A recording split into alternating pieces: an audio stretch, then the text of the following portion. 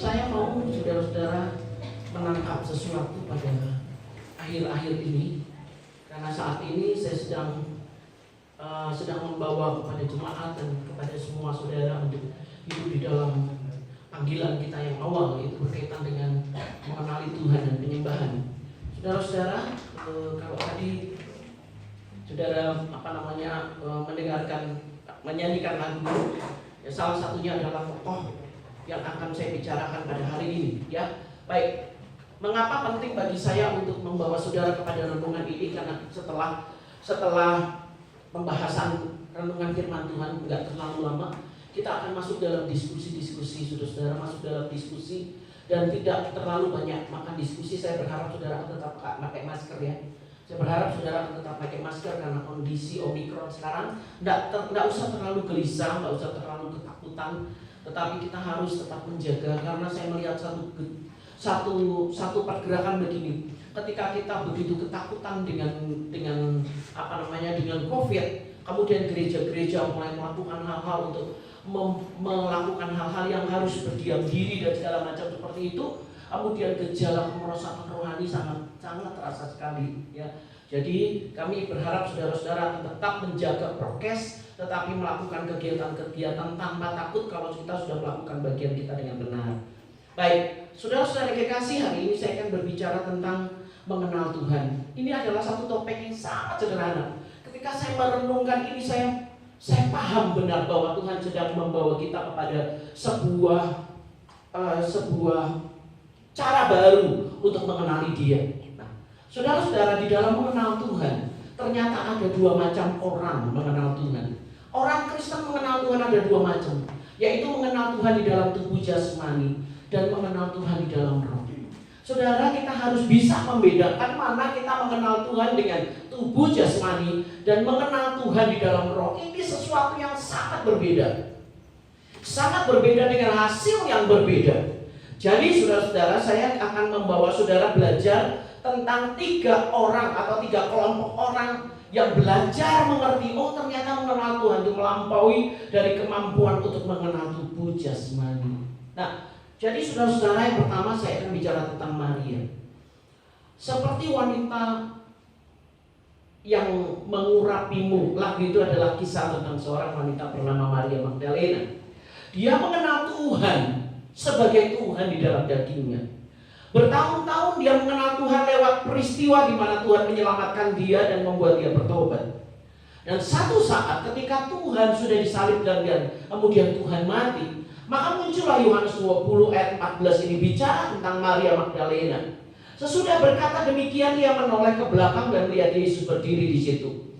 Tetapi ia tidak tahu, perhatikan kata tidak tahu, tetapi ia tidak tahu bahwa itu adalah Yesus. Kata Yesus kepadanya, "Ibu, mengapa engkau menangis? Siapakah yang engkau cari?" Maria menyangka orang itu adalah penunggu taman, lalu berkata kepadanya, "Tuhan, jikalau Tuhan yang mengambil dia, katakanlah kepadaku di mana Tuhan meletakkan dia, supaya aku dapat mengambilnya." Kata Yesus kepadanya, "Maria." Maria berpaling dan berkata kepadanya dalam bahasa Ibrani, "Rabuni," artinya guru. Kata Yesus kepadanya, "Janganlah engkau memegang aku, sebab aku belum pergi kepada Bapa. Tetapi pergilah kepada saudara-saudaraku dan katakanlah kepada mereka bahwa sekarang aku akan pergi kepada Bapakku dan Bapamu, kepada Allahku dan Allahmu." Maria Magdalena pergi dan berkata kepada murid-murid, "Aku telah melihat Tuhan." Saya mau tanya sama saudara-saudara, kira-kira kalimat yang paling saya garis bawahi terakhir, "Aku telah melihat Tuhan." Maria melihat Tuhan itu kapan? Sejak kebangkitan. Sejak kebangkitan, betul. Tetapi saya mau saudara bawa lagi mikir, kira-kira 3 tahun sebelumnya, apakah Maria tidak pernah lihat Tuhan? Apakah 3 tahun sebelumnya Maria nggak pernah lihat Tuhan? Saudara bisa coba, Maria ngelihat Tuhan nggak? Ngelihat. Maria melihat Tuhan, ya. Maria berbicara dengan Tuhan, berbicara. Tetapi kalimat inilah yang membangkitkan gereja Tuhan. Aku telah melihat Tuhan. Apa maksudnya? Ketika saya merenungkan kebenaran ini, saudara-saudara, dulu beberapa tahun sebelumnya, Sebelum peristiwa Tuhan Yesus disalib, Maria mengenal Tuhan dengan mata jasmaninya. Maria mendengar Tuhan dengan telinga jasmaninya. Maria melihat semua dan merasakan dengan tubuhnya secara jasmani. Dan hari itu, setelah Tuhan Yesus bangkit dari kematian, Maria tidak bisa mengenal Tuhan dengan dagingnya lagi. Maria tidak bisa melihat dengan matanya lagi. Maria tidak bisa mendengar suaranya dengan telinga biasa. Karena tubuh Kristus adalah tubuh kemuliaan, rohnya. Jadi kalau Tuhan sudah berubah, kita juga harus mengikuti perubahan itu. Kita tidak bisa mengenal Tuhan hanya sekedar di dalam daging kita. Saya mau kita memiliki kegerakan ini, ya. Saya mau kita memiliki kegerakan ini. Kalau saudara nyembah Tuhan dia, tadi lagu pertama apa tadi yang kita nyanyi? Lagu pertama. Engkaulah kekuatanku. Mas Antoni bisa tolong? Saudara-saudara, saya mau gini loh. Kalau kita mau hidup sebagai seorang penyembah Allah, di situ dikatakan bahwa kita harus menyembah dengan seluruh kekuatan, dengan segenap hati kita, segenap pikiran kita. Kalau saudara nyanyi lagu Engkaulah kekuatanku dengan cara-cara seperti ini misalnya, ya. Misalnya, saya datang dalam ibadah lalu memimpin pujiannya, saya maju dan berkata, mari kita menyanyikan Engkaulah kekuatan. Engkaulah kekuatanku, Engkau perlindunganku. Saudara tahu, itukah kekuatan kita? Apakah itu segenap hati kita? Jadi kalau saudara beribadah dan menyembah Tuhan, harusnya bagaimana? Berikan segenapnya kepada Tuhan sampai saudara nggak bisa lihat siapa-siapa di sekeliling ini, hanya lihat saya dengan Tuhan. Berikan segenapnya kepada Tuhan. Makanya kalau saudara lihat saya menyembah Tuhan nggak pernah, makanya sampai saya kebanyakan merem, karena memang saya mau konsentrasi sama Tuhan. Saya nggak mau terganggu dengan lihat ini, lihat itu, saya nggak mau. Jadi makanya itu jadi kebiasaan sampai akhirnya saya juga merem di sini. Jadi sekarang pemimpin pujian saya perhatiin semua ikut-ikutan saya pada merem. Hai, repot kan? Jadi saudara nggak tahu tiba-tiba ketika saudara lagi memimpin pujian, apa saudara sudah menghadapi saya? Karena terus merem kayak saya, saudara. Kayak gitu teman-teman, cara merem. Oh saudara, haleluya, haleluya, haleluya, haleluya, puji Tuhan. Saudara mulai, loh kok saya menghadapi sini? Itu karena merem, saudara. Boleh merem sih, boleh. Tapi kalau saudara tugas di depan jangan sampai merem-merem banget ya. Saudara harus melihat di sana. Singer juga begitu. Jangan sampai merem-merem, tanpa sudah berhadapan-hadapan jangan gitu. Boleh saudara menghayati Tuhan, tapi kalau saudara punya tugas di depan, saudara bertanggung jawab. Ya, bertanggung jawab untuk bisa menguasai keadaan. Tetapi kalau kita di dalam penyembahan Tuhan, mari kita menyembah Tuhan, mari kita mengagungkan Dia dengan segenap kekuatan. Coba saya mau saudara bangkit berdiri. Kita nyanyi lagu ini. Saudara bisa nggak sih ekspresikan hati saudara, pikiran saudara, perasaan saudara ketika nyanyi lagu ini? Lalu gayanya saudara itu akan gimana kalau ekspresi? Bukannya saya sedang mencari artis di sini, enggak ya. Tetapi saya mau membantu. Jelas buat saya. Satu kali saya ngobrol dengan Nancy bilang gini, tante tahu enggak? Tante punya suara itu ngalahin jemaat. Masa sih?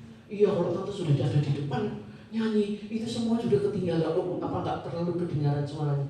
Saya pikir-pikir gini, saya dulu kok nyanyi dulu begitu, iya. Itu waktu saya masih umur 30 tahun. Tapi sekarang sudah 50 tahun dan mengapa saudara, apalagi kalau pernah kena delta COVID. Suara sudah lebih nggak mengapa. Nah, tetapi ketika saya menyadari, ketika saya sungguh-sungguh di dalam Tuhan, itu memang suaranya beda, saudara. Kekuatan suara kita beda. Jadi kalau saya nyanyi, Engkaulah kekuatanku,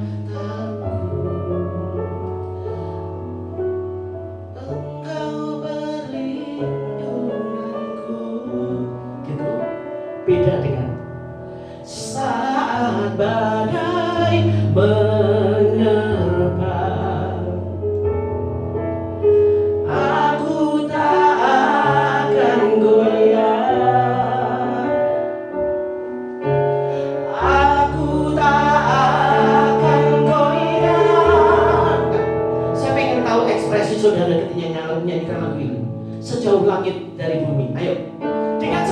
hati, segenap hati. Sejauh langit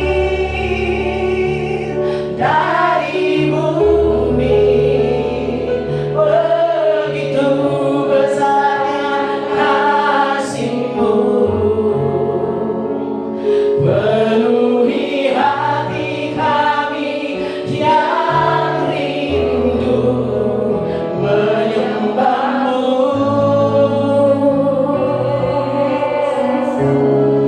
Sejauh langit dari bumi, begitu besarnya kasih-Mu. Kaulah Tuhan, kekuatanku, sukacitaku. Saudara-saudara belajar ekspresif ketika kita menyembah Allah, ketika kita menyatakan hati kita, kasih kita kepada Tuhan, belajar ekspresif. Lanjutkan, itu nanti bagian penyembahan ya. Sekarang bagian dengar khotbah, jadi duduk lagi saudara.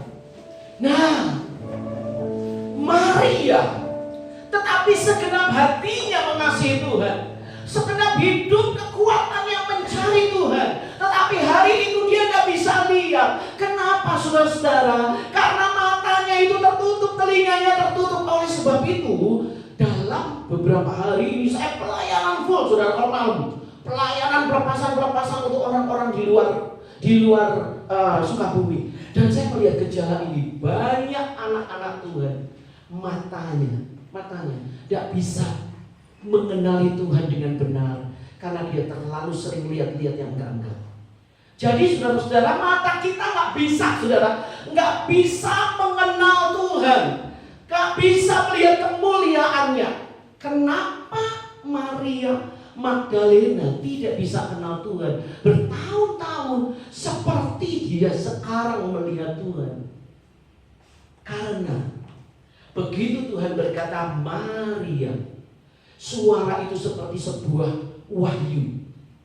Saya sulit menerjemahkan kata wahyu. Wahyu adalah ya wahyu. Wahyu adalah begini. Begitu saudara mendapatkan sesuatu, itu sesuatu merubah saudara.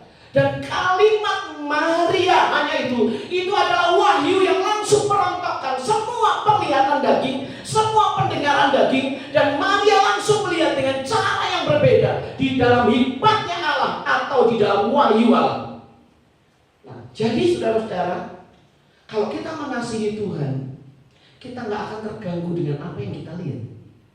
Kalau kita benar-benar masuk di dalam wahyu Allah untuk mengenal Dia, kita tidak akan terganggu dengan apa-apa yang kita dengar dan apa-apa yang kita lihat dan apa yang kita rasakan. Nah, sekarang dua murid di Emmaus, dia mengenal Tuhan dalam pengetahuan Alkitabnya. Lukas 24 ayat 27. Lalu ia menjelaskan kepada mereka apa yang tertulis tentang Dia dalam seluruh kitab suci, mulai dari kitab-kitab Musa dan segala kitab nabi-nabi. Mereka mendekati kampung yang mereka tuju, lalu ia berbuat seolah-olah tidak meneruskan perjalanannya. Tetapi mereka sangat mendesaknya, katanya, tinggallah bersama-sama dengan kami, sebab hari telah menjelang malam dan matahari hampir terbenam. Lalu masuklah ia dan tinggal bersama-sama dengan mereka. Waktu ia duduk makan dengan mereka, ia mengambil roti, mengucap berkat, lalu memecah-mecahkannya dan memberikannya kepada mereka. Ketika itu juga terbukalah mata mereka dan mereka pun mengenal Dia. Tetapi ia lenyap dari tengah-tengah mereka. Saya mau tanya, emang ketika mereka sedang jalan dari menuju Emmaus itu, Yesus juga sedang ada di tengah-tengah mereka berjalan. Apakah mereka tidak melihat Dia, saudara? Saya mau tanya, mereka lihat Tuhan enggak? Saudara, gambar ini menerjemahkan semuanya. Mereka lihat Tuhan enggak? Lihat dengan matanya. Dan Tuhan bicara tentang pengajaran Alkitab. Tetapi mereka tertutup, saudara, tertutup betul-betul. Setelah Tuhan memecah roti, baru setelah itu, ketika itu terbukalah mata mereka dan mereka pun mengenal Dia. Saudara ngerti enggak? Apapun yang saudara pelajari tentang Alkitab, saudara boleh cukup hati-hati. Ini loh yang saya mau saudara mengerti. Saudara akan terima semua dari Facebook, dari IG, dari TikTok, dari YouTube, dari manapun saudara-saudara. Pengetahuan tentang Tuhan. Tetapi itu tidak membuat mata kita benar-benar mengenal Dia. Tidak. Saudara boleh lulus dari sekolah Alkitab setinggi apapun, belajar Alkitab sehebat apapun, tetapi kita tetap tertutup untuk tidak mengenali Dia. Kenapa saudara-saudara? Kenapa pengajaran Tuhan tertutup bagi mereka? Sehingga mereka tidak dapat mengenali Tuhan. Jadi jangan bangga orang yang bilang saya Kristen sejak dari lahir, karena saudara belum tentu mengenal Tuhan. Saya tahu kejadian sampai Wahyu, saya berkali-kali baca itu, belum tentu kenal Tuhan. Karena yang membuat mata kita terbuka adalah Wahyu. Yang membuat kita bilang, ini adalah Tuhan, itu adalah Wahyu. Nah, sekarang saya lanjutkan yang terakhir. Ini adalah murid-murid. Mengenal Tuhan dalam pengalaman. Yohanes 21 ayat 3. Mereka berangkat lalu naik ke perahu, tapi malam itu mereka tidak menangkap apa-apa. Ketika hari mulai siang, Yesus berdiri di pantai. Akan tetapi murid-murid itu tidak tahu bahwa itu adalah Yesus. Kata Yesus kepada mereka, "Hai anak-anak, adakah kamu mempunyai lauk pauk?" Jawab mereka, "Tidak ada." Maka kata Yesus kepada mereka, "Tebarkanlah jalamu di sebelah kanan perahu, maka akan kamu beroleh." Lalu mereka menebarkan, dan mereka tidak dapat menariknya lagi karena banyaknya ikan. Maka murid yang dikasih Yesus itu berkata, "Itu Tuhan." Saudara-saudara, waktu Tuhan nanya, "Hai anak-anak, adakah kamu mempunyai lauk pauk?" Saya membayangkan begini loh. Saya hidup dengan Pak Richard menikah itu sudah berapa tahun ya? Jadi lupa ya. Saya menikah 1900. Kenapa saya jadi lupa ya? Kevin itu 30 tahun ya? 30 tahun lah. 90, 1990. Berarti sekarang berapa? 1990. 30 ya? Hebat ya. Oh, saya kok nggak dirayakan perak ya saudara-saudara? Lewat aja gitu aja. Ya, nah, 30 tahun. Kira-kira menurut saudara nih, kalau Pak Richard duduk di depan, jarak 10 meter, saya bisa kenal dia? Kenal lah. Saya kenal bertahun-tahun. Kalau misalnya Mas Antoni lihat saya di depan pagar sana, dan saudara Antoni ada di pagar kecil ini, lalu mau lihat ke pagar jauh, lihat saya berdiri, kira-kira Mas Antoni tahu itu saya nggak? Butuh kacamata. Tapi kalau matanya sehat, kira-kira tahu? Ya, tahu tapi ragu-ragu. Saudara bisa melihat seseorang berjalan dan bisa tahu, itu Ruth dari caranya berjalan. Saudara bisa dengar suara-suara orang dan berkata, "Oh, ini suara Ling-Ling." Iya, bisa tahu. Tetapi hari itu mereka sama sekali gak kenal Tuhan. Hai anak-anak, saudara tahu kata anak-anak itu hubungan kedekatan. Sampai bilang, "Hai anak-anak, kamu punya lauk pauk enggak?" Kalau kita gak kenal, kita gak akan panggil anak. Kalau kita gak kenal, kita gak akan, "Kamu punya makan enggak?" Gak tahu diri amat. Tetapi karena itu hubungan kedekatan, Yesus bertanya, "Hai anak-anak, satu, kamu adalah anak-anakku. Bertahun-tahun kamu mengenal aku. Kamu punya lauk pauk enggak? Karena engkau pribadi kenal aku pribadi. Sampai urusan makanmu pun aku tahu," kata Tuhan. Tapi mereka tidak mengenali Tuhan. Kenapa? Kenapa saudara-saudara? Karena ternyata banyak orang Kristen yang sudah ditolong Tuhan, diberkati, ditolong, disembuhkan, dilakukan ini, tidak mengenal Tuhan dengan benar. Pada dari kecil dia mengalami pengalaman hebat. Kalau dia cerita, "Dulu waktu saya kecil, saya sudah hampir mati, sudah didoakan apa segala macam, sudah tidak ada yang bisa nolong." Tiba-tiba ada seorang yang datang ke rumah kami, seorang hamba Tuhan.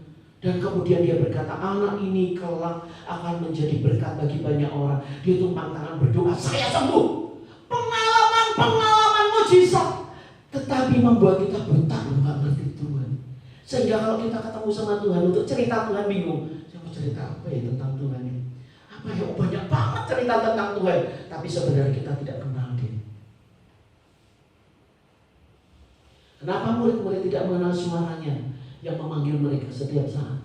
Padahal setiap hari Petrus, Yohanes, Natanael dalam tahun-tahun mereka, tapi mereka nggak kenal. Hari itu mereka tidak berani nanya, padahal mereka tahu itu Tuhan. Waktu kumpul makan, mereka nggak berani nanya. Ini Tuhan, nggak berani. Kenapa? Malu. Akankah kita malu kepada Tuhan? Karena kita nggak benar-benar kenal Dia. Simpulan, pengetahuan kita tidak dapat menggantikan wahyu. Saudara, hari ini saya mau bicara, akan terjadi masa-masa yang berat. Percaya, kita akan masuk dalam masa yang berat. Kalau saudara cuma mikir dirimu sendiri, maka kita akan digoncangkan oleh masa itu.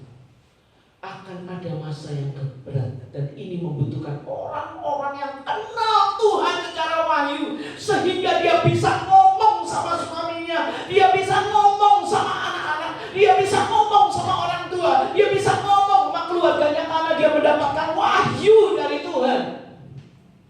Pengenalan wahyu bukan diperoleh melalui telinga, mata, pengertian, melainkan di dalam Roh Kudus. Kita wajib memiliki pengetahuan di dalam roh terhadap Tuhan kita. Saudara-saudara, kita harus benar-benar minta tolong kepada Tuhan. Tuhan, saya ingin mengenalmu Bapa secara wahyu. Tuhan bicara kepada saya. Jangan pengalaman bicara kepada saya mengambil keputusan.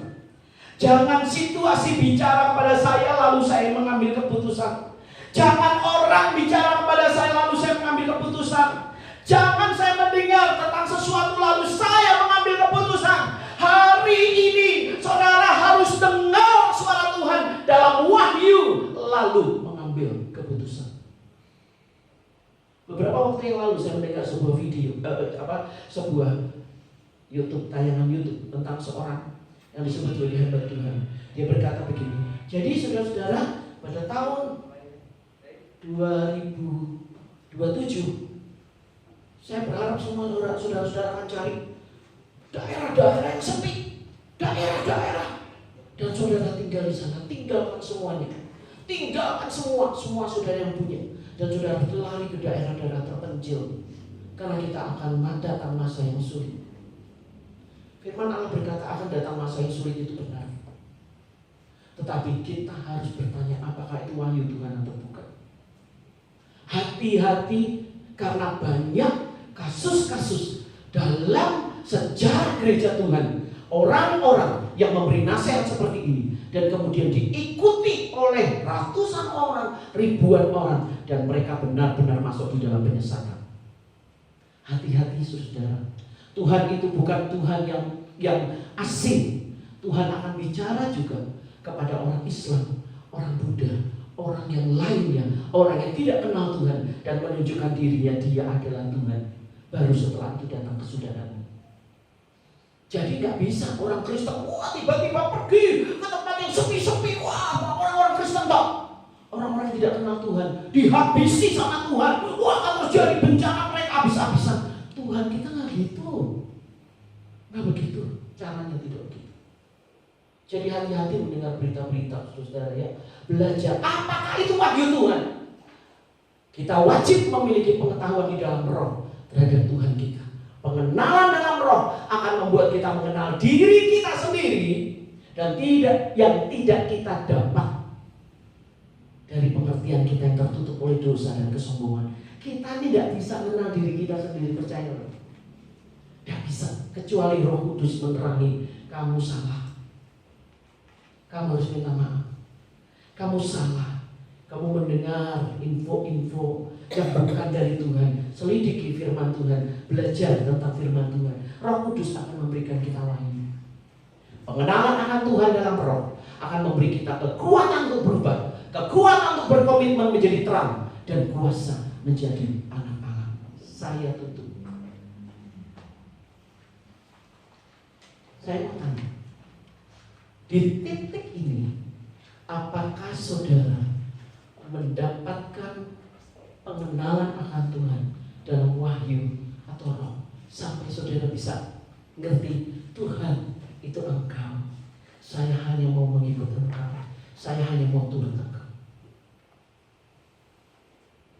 Di titik ini kita harus kembali kepada panggilan Tuhan, yaitu wanita-wanita. Saudara tahu mengapa keluarga kita goncang? Karena istrinya goncang. Kenapa anak-anak kita tidak bisa dikendalikan? Karena kita tidak bisa mendengar dari Tuhan benar-benar. Hari ini saudara-saudara, saya mau saudara benar, mari kita kembali kepada mengenal Tuhan di dalam roh, bukan di dalam daging kita, bukan apa yang kita rasa-rasa. Sekali lagi, tolong, saya tidak mau dengar ada istilah bilang begini, saya merasakan kehadiran Tuhan, saudara. Saya merasakan kehadiran Tuhan. Dari mana kamu merasakan kehadiran Tuhan? Saya merinding loh. Berarti Tuhan ada di sini. Saya mau tanya, setan bikin saudara merinding kan? Iya, kalau cuma ngandelin merinding itu bahaya, saudara-saudara. Karena setan juga bikin kita merinding. Coba saudara ada di tempat angker, merinding loh. Jadi jangan. Tuhan gak pernah begitu. Tuhan cuma bilang apa?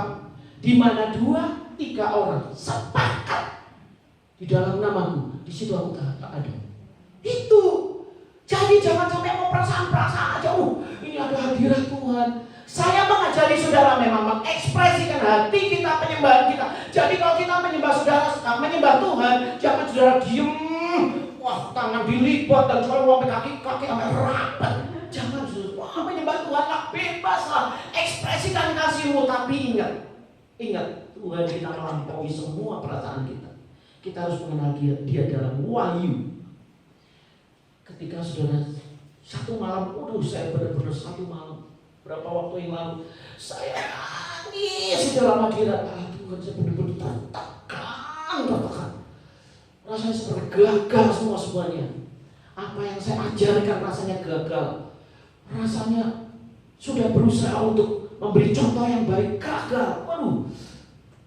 Gak kuat. Orang, saudara tahu, tolong ya, hamba-hamba Tuhan, adalah profesi yang ternyata paling stres.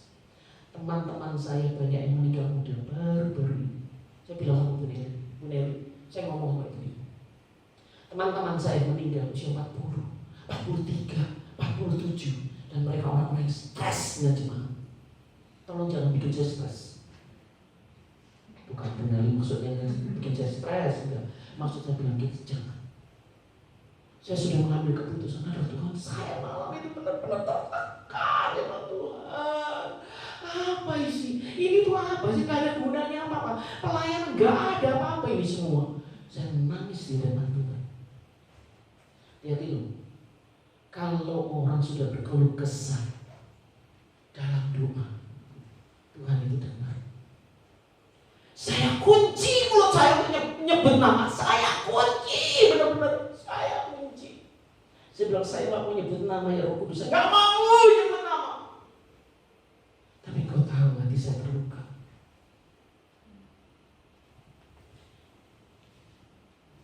Saudara tahu yang namanya wahyu.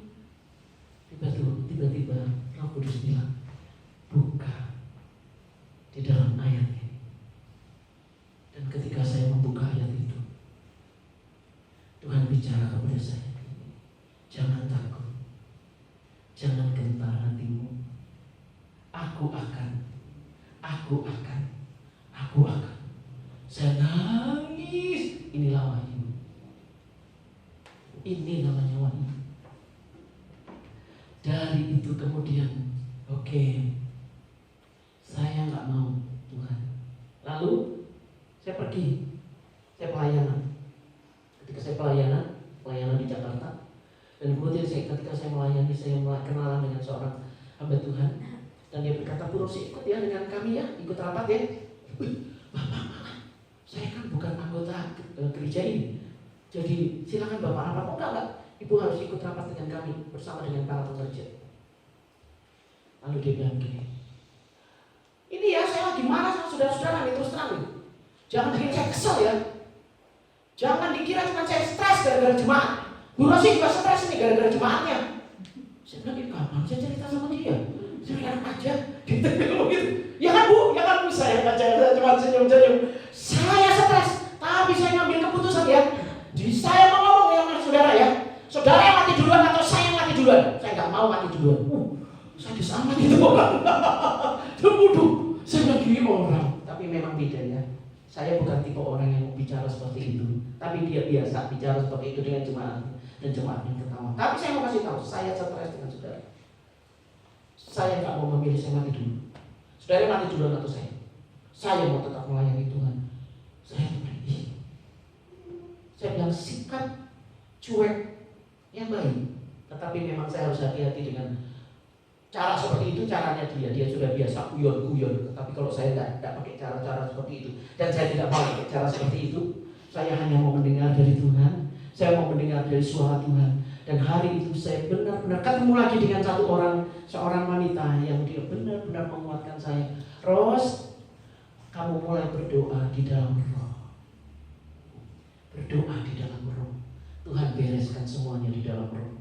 Karena yang kamu hadapi adalah setan-setan yang gentayangan di dalam roh. Kamu harus berdoa. Tengking-tengkingan itu semua di dalam roh. Tuhan akan bereskan semua.